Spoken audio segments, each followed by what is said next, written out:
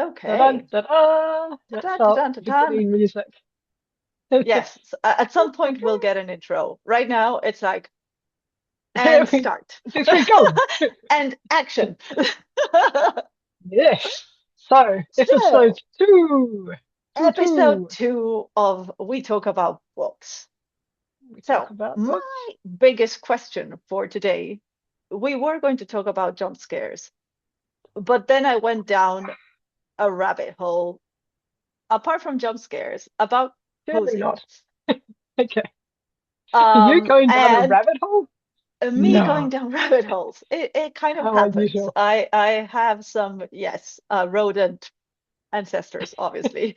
I Um, think we all do. funny news.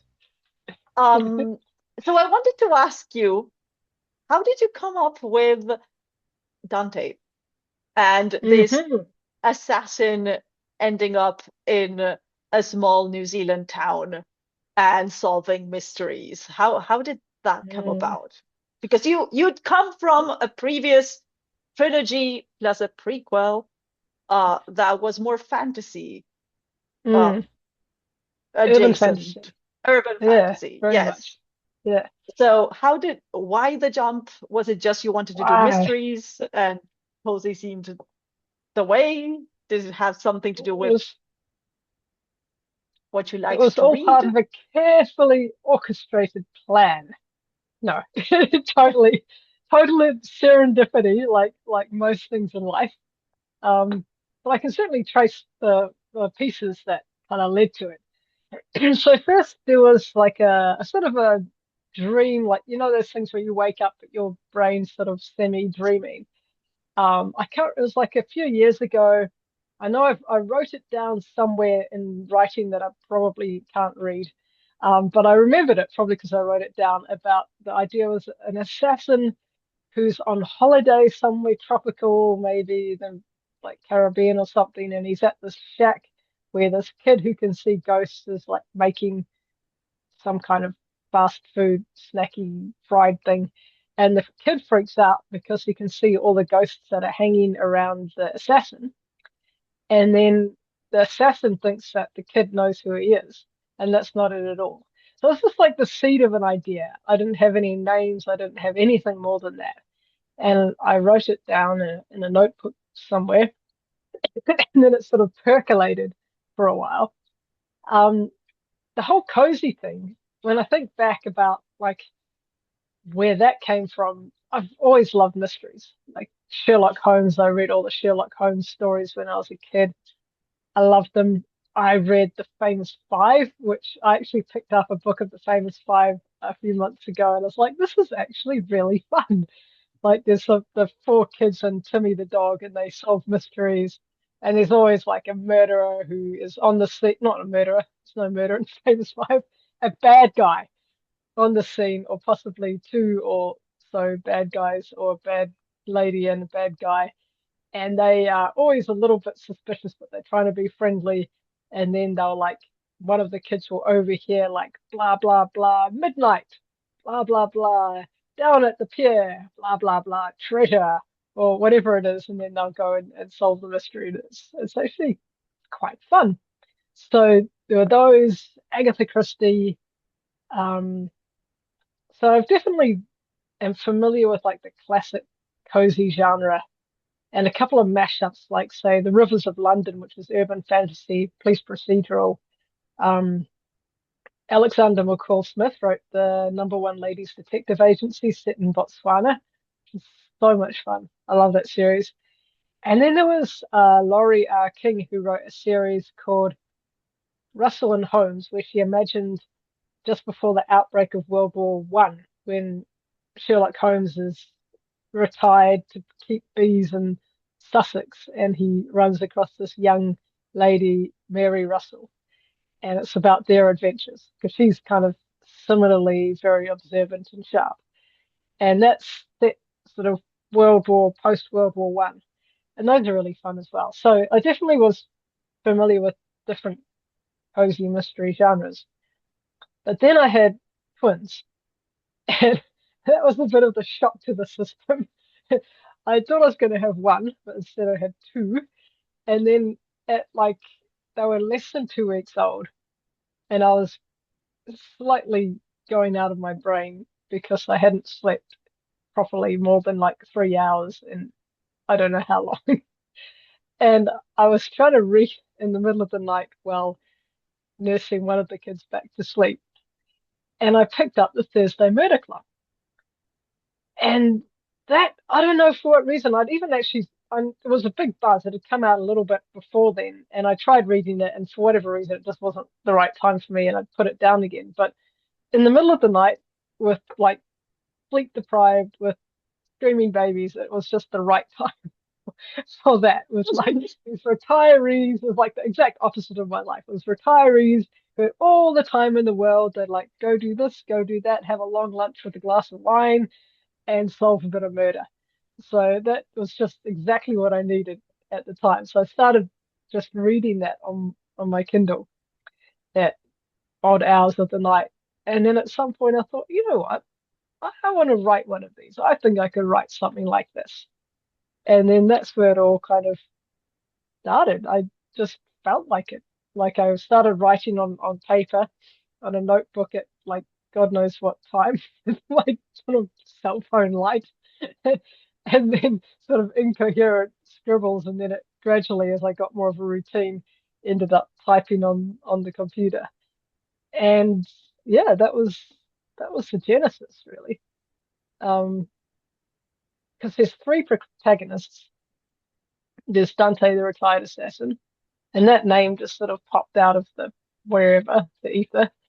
There's Charlie who can see ghosts, and then Eleanor just showed up. She wasn't really part of the plan, but I think she's the kind of character who does the show up and semi take over. And I had this huge nostalgia for New Zealand, so I really wanted to set it in New Zealand because I felt like I was going to be trapped in my room for the next ever, forever, 10 years. And so I just was like, New Zealand. And I was remembering like all the summers when I was both as a kid and then when in my 20s, when you have lots of time, you're like, oh, I could do this or I could do that, or I could just hang out with my friends for 3 hours and talk about nothing, which seemed like the height of luxury back then. So I wanted to set it, it still is somewhat the height of luxury. I wanted to set it in New Zealand and kind of reminisce about all my favorite parts of New Zealand. So yeah, that was how it got started. That's that's amazing. It's amazing that it's that you mentioned Osmond, Richard Osmond, because he is considered the person who basically like gave this second breath of life to the cozy Mm, mystery genre. yeah, I mean, mm, the mother of it is Agatha Christie. Um, definitely. but Yeah. but like this second breath of life, he's the one considered to have like um Mm, started that second wave to an extent. And mm, now cozy yeah. is everywhere. Everywhere. Yeah. Why do you think that is? I mean, I have my because it's something that's been going on for like 5 or 6 years Hmm. or maybe more. I have my theories, and they're of course to do with the pandemic. Yes. And that in 2020 we were all stuck and the world seemed to be, about to end, and nobody wanted any Mm, more grimdark mm-mm. and terrible No. times. We just wanted lattes and remembering when it was good and nice to be outside with other people in community. Yeah.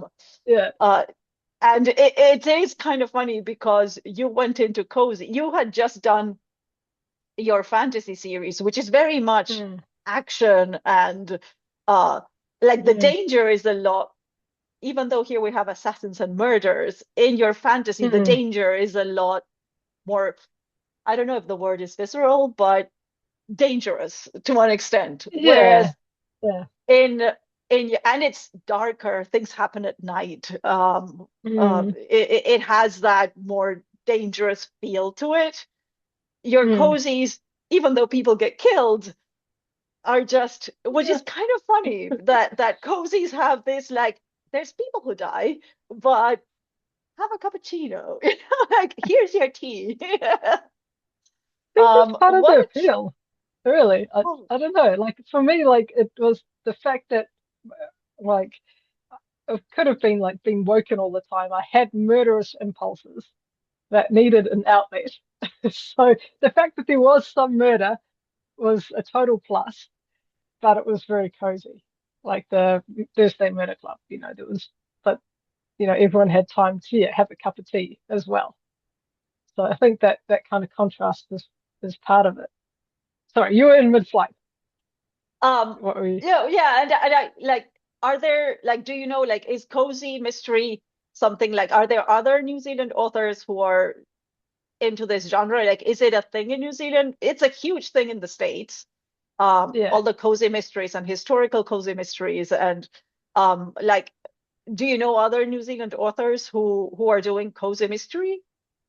Yeah, well, there's Ngaio Marsh, and she was one of there were the four queens of crime back in the Golden Age, which was Agatha Christie, Dorothy Sayers, who's wonderful, Lord Peter Wimsey, another lady who I've never read, and I can't remember her name, but it's on my to read list. It's very long. And Ngaio Marsh, who's a New Zealander, she went to London for quite a long time. She was very involved in the theatre.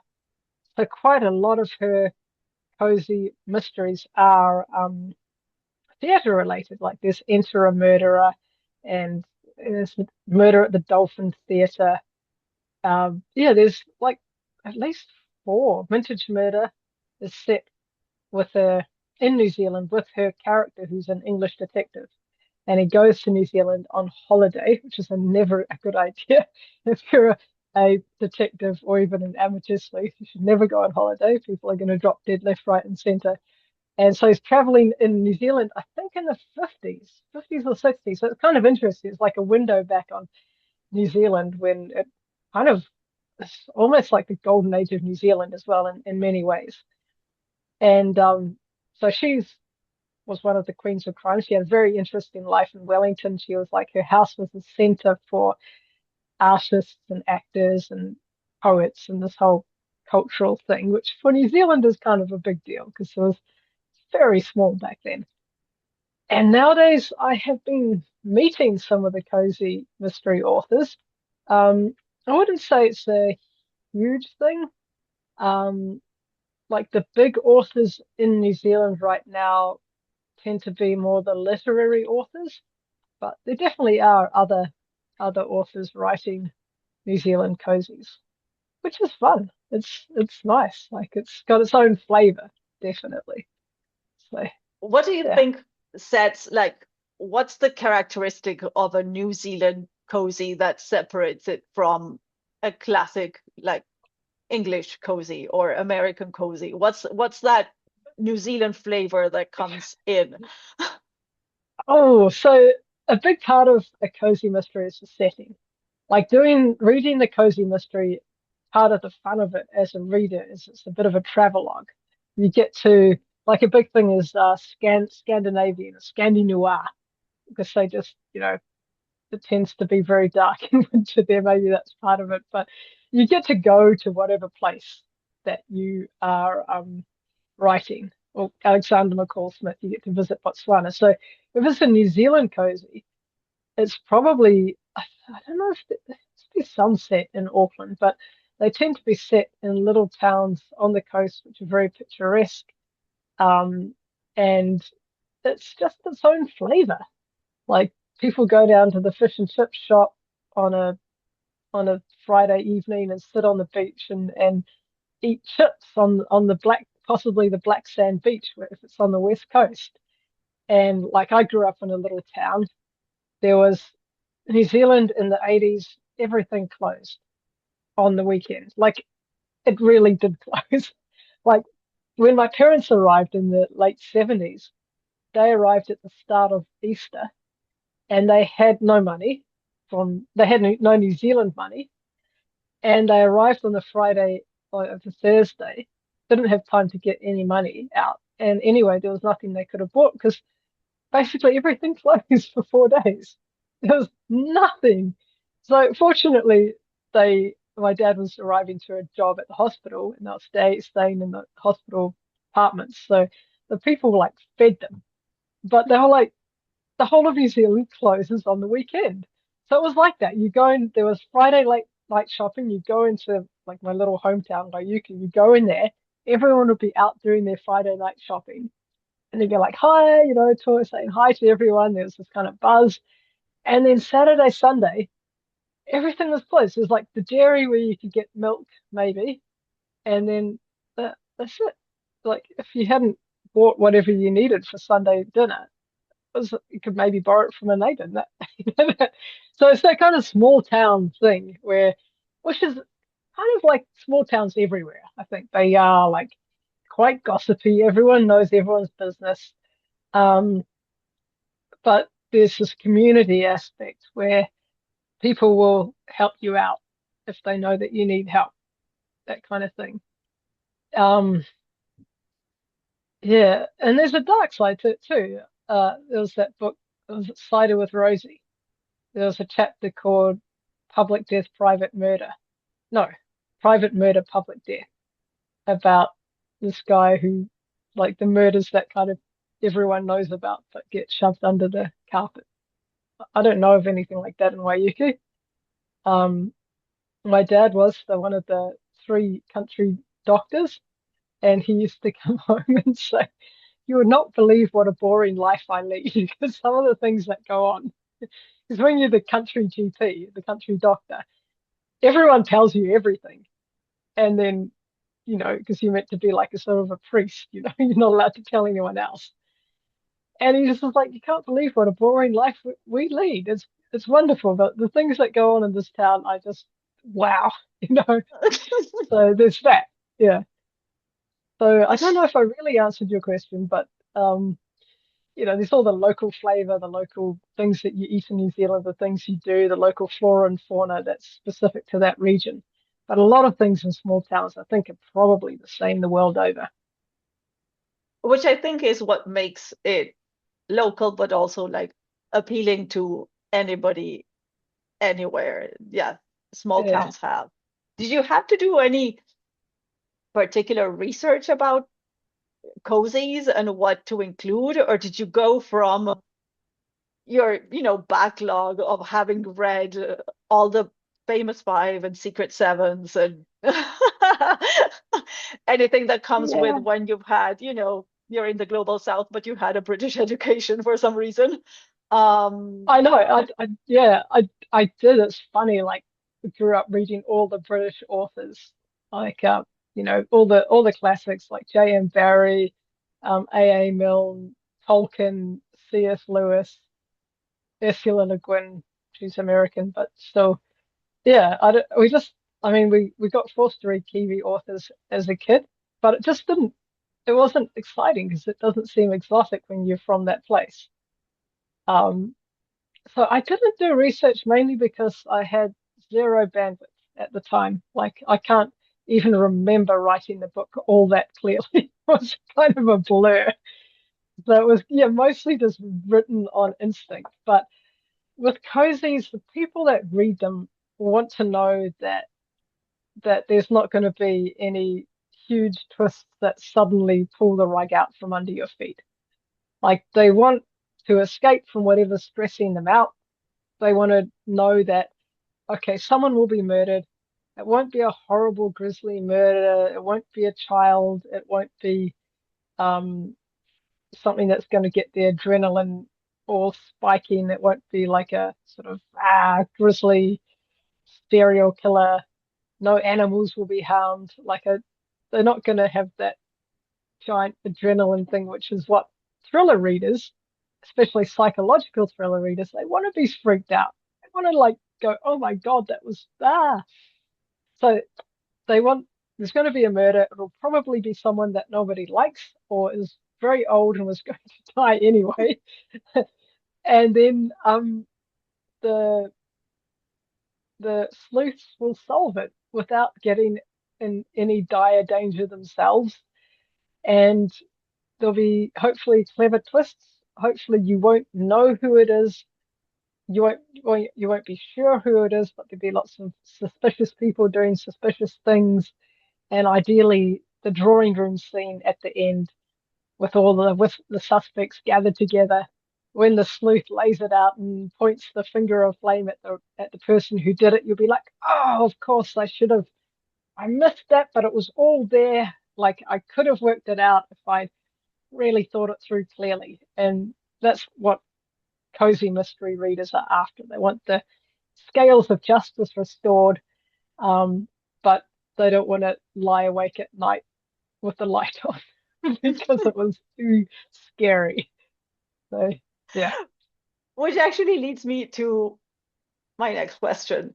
You wanted to Yep, add a jump scare in your latest I one. did. So you've just given me a whole description of how readers don't want their adrenaline, shooting through the roof, but you do want to write a jump scare. How are you envisioning a jump scare within this framework where is it Mm. more the jump scare that you would find in a YA scare or like, middle grade scary story kind of thing, or are you going for dread, spike within a very specific part where it could be justified? Mm. It's okay. So I've had some did some reading and had some thinking about jump scares, and I think they're very difficult to do in literature. Like you can do them wonderfully in film. One of my favorite jump scares was the first time when Lord of the Rings, the first movie, came out, and we all went to see it as a family because me and my brother and my dad are all like we read it as kids, and it's just part of the classic, like one of my favorite books. So we went there. It was all Plus it filmed was in New filmed in New Zealand. Zealand, so you had I to know. go be like, I know that place. Yeah, everybody, like basically half of New Zealand was involved, and everyone knew somebody who was working on some either post-production or set building or something. Like I knew literally maybe 12 people who've been spent the last year down in Wellington working on this thing. And so there were two main jump scares in that film. The first was when Bilbo caught the sight of the ring and he went kind of turned into this monster and lunged at Frodo. And I was sitting next to my mum, and when that happened, she let out this blood curdling scream. So I got like a double jump scare. I was like, ah, God. And then there was the troll, which was a classic one where the troll's chasing Frodo around this big stone pillar. And then it goes that way. And so he's like, oh, okay. And then he goes this way. And then suddenly it's there right in front of him. He looks back and then it's like, looks back there. And the troll's right there. And again, my mum just gave me a heart attack. So, That's Mines of film, Moria, isn't it? In yeah, in the Mines of Moria. Yeah. And it's a great, I mean, Peter Jackson loves scary movies. He's done quite a few. And he started off doing real schlock horror movies, which are ridiculous. I don't know how, like they're funny, but they're real schlock, B grade schlock horror. I don't know how he managed to get in charge of Lord of the Rings. Thank goodness he did. They did an amazing job. But in film, you can do it with sound effects, with visual scares, with all this stuff. I don't know. I think that what I was thinking about in literature, in written form, I think you can do more of a rug pull where you are expecting things to be like this way and it's scary and there's tension.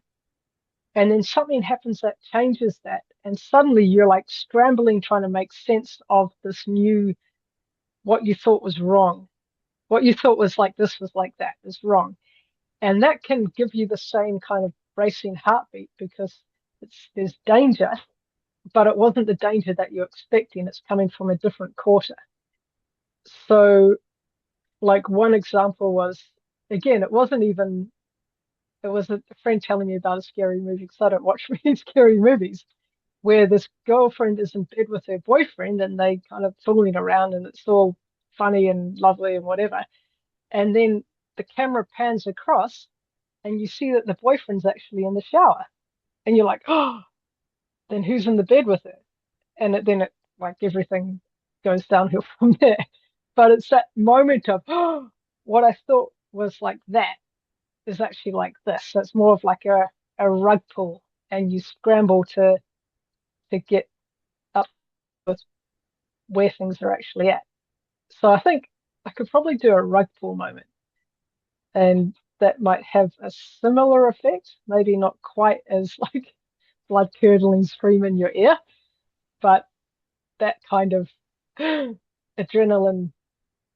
And whether I should be doing it is up for debate. But I just want to a little bit. Just one. The cat, the cat will be okay. Don't The worry cat about will the be cat. okay. Cat will We'll be keep the okay. cat. No children Yeah, or animals will be hurt no in the children. making of No, this jump scare. if I did anything to the cat, like people would be out for blood. I would be scared. Like they'd be like, yeah, they'd be sharpening their pitchforks right then. Because the cat has become an important character in your cast. Yes, totally, very much so.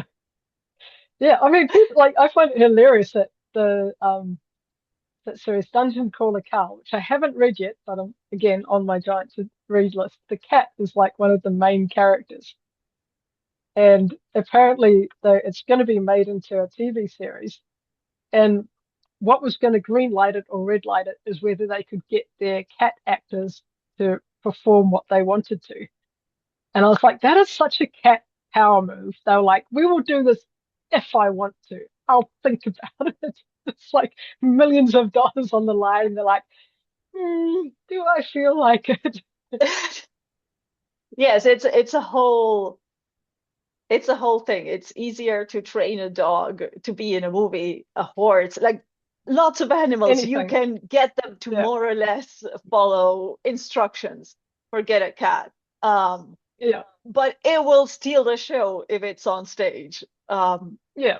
There's If a it can be video bothered. going around of a cat talking about Shakespeare, since Mm. your story includes Macbeth. In this case, it's a Romeo and Juliet. I think it's the ballet, and a cat Mm.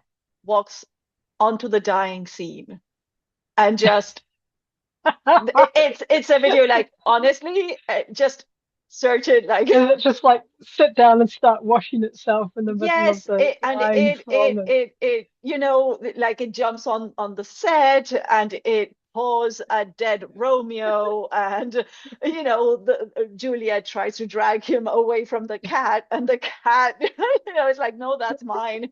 And it's just hilarious, and it gets its own curtain call at the end because, of course, I mean, of course.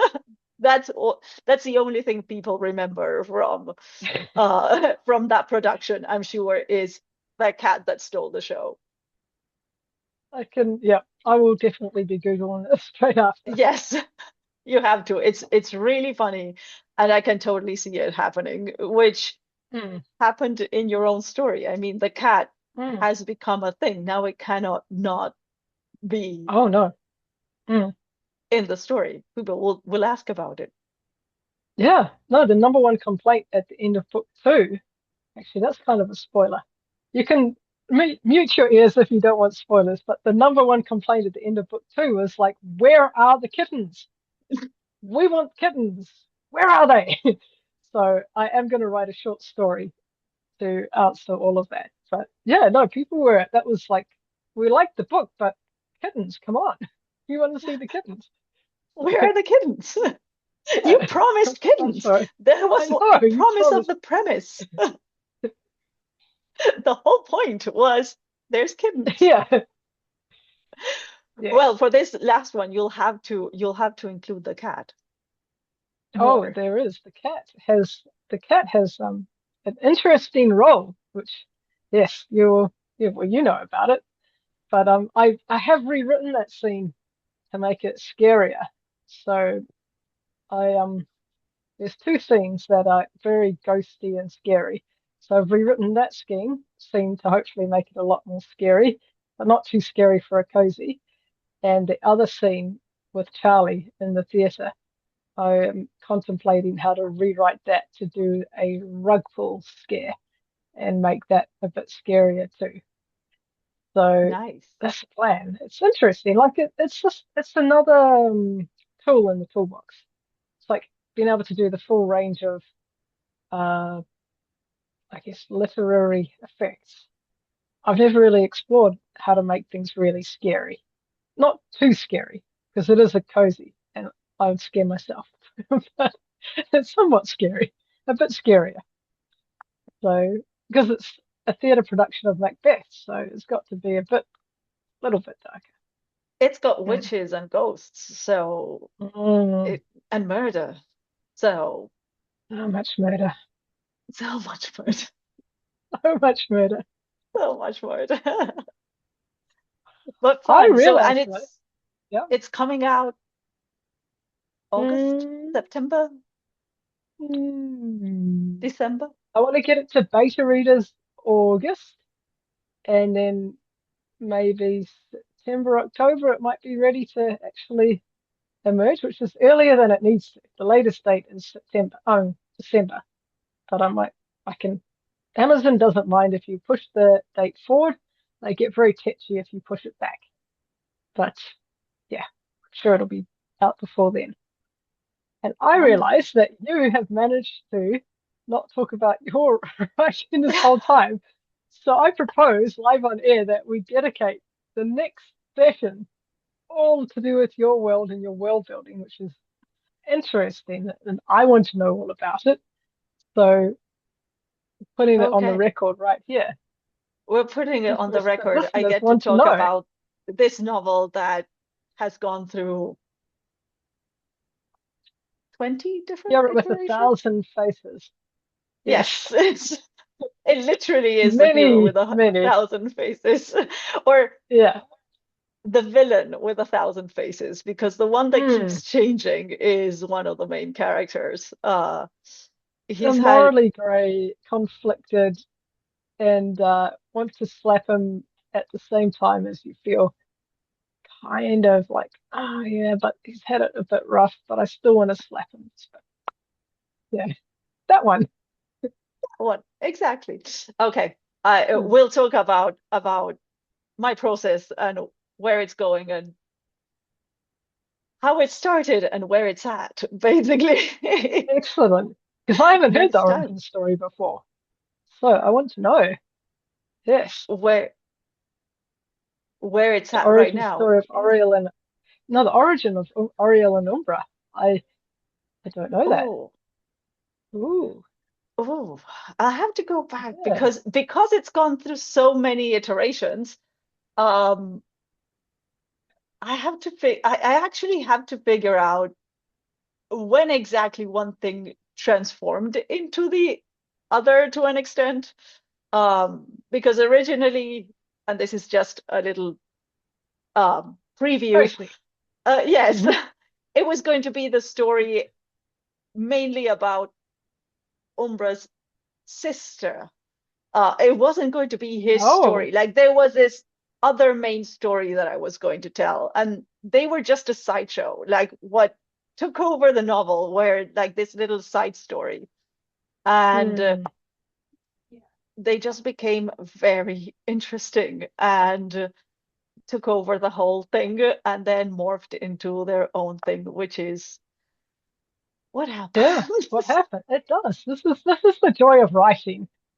I mean, apparently some writers can plot it all out first and then just sit down and write. I've tried and I've always failed at that, but that's the fun. You get to discover and characters take over, and you get a cat in the death scene of Romeo and Juliet. That steals the show. Yes, you can Oh, also take it too far, like I do, and just never pin it down into one single form. So there's I do well, admire the people who can, you know, outline and then write to that outline and finish and books done. And not I do too. my characters are a bunch of cats, really getting getting them to just stick to the plot and stick to the plan. Um, it doesn't seem to Mm. happen. So anyway, but that's a story for next. Um, Well, maybe pinning down the origin story will give you the shining light direction to finish everything. Know where it came everything. from, so you know where it's going. and then it will all fall magically into place, like a something that falls magically into place, whatever that happens to be. We'll think of another metaphor later. Hopefully, it will Yes. happen eventually. It will happen Mm. eventually. So Mm. anyway, was wonderful to Yes. learn about New Zealand and cozies and Yes. Dante. Let me show you. Ta-da! New Zealand! Ah, That's New Zealand's native gorgeous, forest. Huzzah! gorgeous, So, gorgeous. And let's that's see. winter, so it's not Yeah, I even know. Not very wintry lush today. summer. No, No. not very wintry today, but it Mm. happens. Mm. Okay, so Cool. Well, this has been see fun. you. Yes, it's been As fun. yeah, See see you you next time. all next time.